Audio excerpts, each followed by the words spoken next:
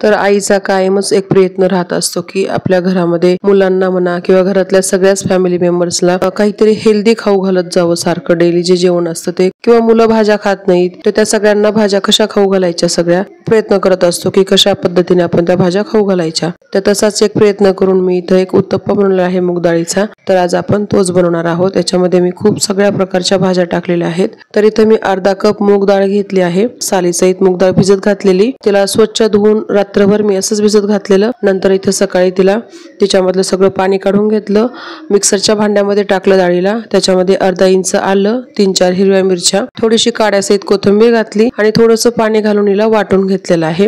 छान असं याला वाटून घेतल्यानंतर तुम्ही पाहू शकता याचं टेक्स्चर एकदम परफेक्ट असं आपलं वाटून तयार झालेलं आहे। आता इथं एका बाउल मध्ये मी याला मिश्रणाला या काढत आहे, म्हणजे डाळ जी बारीक केली आहे तिला इथे एका बाउल मध्ये काढून घ्यायचं। मिक्सरचं भांडं थोडंसं विसळून याच्यामध्ये टाकून घ्यायचं आहे, जास्त पाणी टाकायचं नाही। आता इथं काही भाज्या घेतल्या आहेत मी, एक कांदा घेतला आहे, एक शिमला मिरची, एक टोमॅटो, एक गाजर, हे सगळं छोटं छोटं घेतलं आहे। क्वांटिटी तुम्ही तुमच्या आवडीप्रमाणे कमी जास्त करू शकता। आता याला एकदम बारीक कापून याच्यामध्ये आपल्याला घालायचं आहे। तर एकसारखं सगळ्या भाज्या कापल्या जाव्यात म्हणून मी इथं चॉपरमध्ये याला चॉप करून घेतलेला आहे। पाहू शकता सगळ्या भाज्या एकसारख्या चॉपरमध्ये चॉप होतात। आणि आता ह्या सगळ्या भाज्या आपल्याला इथं जी डाळ आपण वाटून घेतलेली आहे ना त्याच्यामध्ये घालून घ्यायच्या आहेत। त्याच्यामध्ये ज्या भाज्या आपण टाकल्या आहेत ना त्या तुम्ही याच्यामध्ये आणखी सुद्धा भाज्या ऍड करू शकता, ज्या तुमच्या आवडीच्या आहेत, जे मुलं खात नाहीत भाज्या त्याच्यामध्ये सगळ्या भाज्या अशा चॉपरमध्ये बारीक चॉप करून याच्यामध्ये घालून घ्यायच्या। छान अशा मिक्स करून घ्यायचं आहे आपल्याला हे मिश्रण। किती मस्त असं मिश्रण दिसत आहे पाहू शकताय। आता इथे चवीप्रमाणे मीठ घालायचं, खूप सगळी कोथिंबीर बारीक कापून घातली आहे, अर्धा टीस्पून जिऱ्याची पावडर घातली आहे भाजलेल्या, आणि अगदी पाव टीस्पून इथं मी काळ्या मिऱ्याची पूड सुद्धा याच्यामध्ये घालून घेतली आहे। याच्यामध्ये तुम्ही दही सुद्धा वापरू शकता, डाळ वाटताना जे आपण पाणी वापरतो ना त्याच्याऐवजी दही सुद्धा इथं वापरू शकता तुम्ही। छान मिक्स केल्यानंतर लगेच आपण तवा छान असा गरम करून घ्यायचा आणि नंतर त्याला तेल लावून घ्यायचं, थोडंसं तेल लावा, तूप लावा, काही लावा तुम्हाला जे आवडतं ते, आणि छान असं आपल्या इथं जेवढा मोठ्या साईज मध्ये बनवायचा आहे तेवढा इथं उत्तप्पा पसरवून घ्यायचा आहे। उत्तप्पा हा जाड असतो त्यामुळे याला काही जास्त पातळ करत बसायचं नाही, जेवढा पसरवता येईल तेवढाच पसरवायचा। त्याच्यावरती थोडीशी मी इथं लाल मिरची पावडर टाकून घेतलेली आहे आणि झाकण ठेवून एखाद्या 2 मिनिटांसाठी आपल्याला फक्त इथं भाजून घ्यायचं आहे, म्हणजे असं थोडंसं शिजल्या जातं ते। नंतर त्याला झाकण काढून त्याच्यावरतून ब्रशने थोडंसं तेल लावून घ्यायचं आणि दोन्ही साईडनं खमंग असा हा आपला उत्तप्पा भाजून घ्यायचा आहे। तर तुम्ही पाहू शकता याला कलर सुद्धा किती सुंदर आला आहे। व्हरायटीज ऑफ याच्यामध्ये भाज्या आपण टाकू शकतो आणि मस्त अशा ह्या मुलांच्या पोटामध्ये ह्या भाज्या आपण घालू शकतो या पद्धतीने। तर तुम्ही सुद्धा असं नक्की ट्राय करा उत्तप्पा। याच पद्धतीने मी इथं बाकीचे सुद्धा उत्तप्पे तयार करून घेणार आहे, रात्रीच्या जेवणाचं म्हणून बनवलेलं, कारण हे काही मी ब्रेकफास्टला वगैरे बनवलं नाही, तर मुलं आणि मीच होतो, तर त्यांच्यासाठी आणि माझ्यासाठी एवढं हे बनवून घेतलेलं, आमचं जेवण होऊन गेलेलं एवढ्यामध्ये।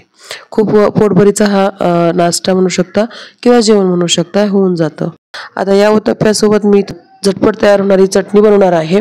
तर इथं मी एक पॅन घेतला आहे, त्याच्यामध्ये अर्धा कप शेंगदाणे घेतले आणि शेंगदाण्यामध्ये अगदी थोडंसं मी इथं तेल टाकलं आहे।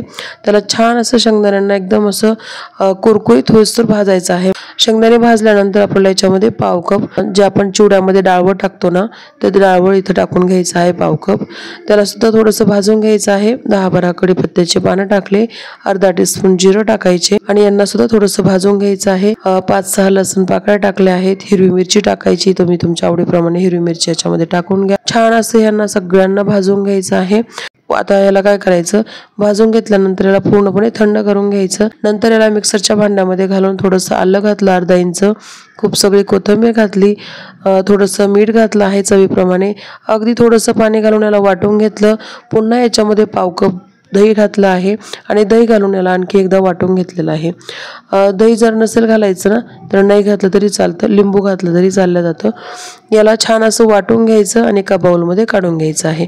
आता याच्यासाठी आपण एक तडका बनवणार आहोत, एकदम छान अशी तडका टाकल्यानंतर ही चटणी लागते, तर तो तडका बनवून घेऊया आपण। इथं तडक्या पॅन मध्ये 1 टीस्पून तेल घेतलं, अर्धा टीस्पून मोहरी, अर्धा टीस्पून जिरं घालायचे, 2 लाल सुक्या मिरच्या टाकल्या आहेत, 5-6 कढीपत्त्याची पानं घातले, पाव टीस्पून हिंग घातला आणि छान असा हा तडका आपला तयार करून घेतलेला आहे. आणि चटणीमध्ये या तडक्याला टाकून घ्यायचं. खूप टेस्ट लागते या तडक्यावरती ह्या चटणीवरती तडका टाकल्यानंतर खूप छान लागते. नक्की अशी चटणी तुम्ही ट्राय करून पहा. ही चटणी कुठल्याही स्नॅक्स सोबत तुम्ही हिला खाऊ शकता. चटणी तुम्ही अगोदरच तयार करून ठेवू शकता आणि गरम गरम जसे उत्तप्पे होतील ना तसे तुम्ही सगळ्यांना सर्व करू शकता. इथं मी चिंचेची चटणी सुद्धा इथं वाढलेली आहे. आताच आपली रेसिपी मी इथं चॅनलवरती अपलोड केलेली आहे. काही दिवसापूर्वी, थोड्या दिवसापूर्वी. तुम्हाला जर चिंचेची चटणी बनवायची असेल तर तुम्ही नक्की जाऊन चेक करा. खूप टेस्टी लागते चटणी सुद्धा. आणि कधी ऐन टायमाला चाट वगैरे बनवायचं म्हटलं तर ती चटणी आपण यूज करू शकतो पाणीपुरीला वगैरे. तर इथं मस्त असे आपले उत्तप्पे रेडी झाले आहेत आणि सर्व सुद्धा केलेले आहेत.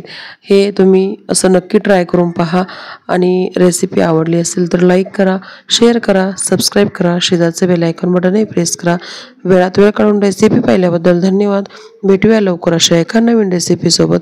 तोपर्यंत हेल्दी खा, हेल्दी रहा. Bye bye.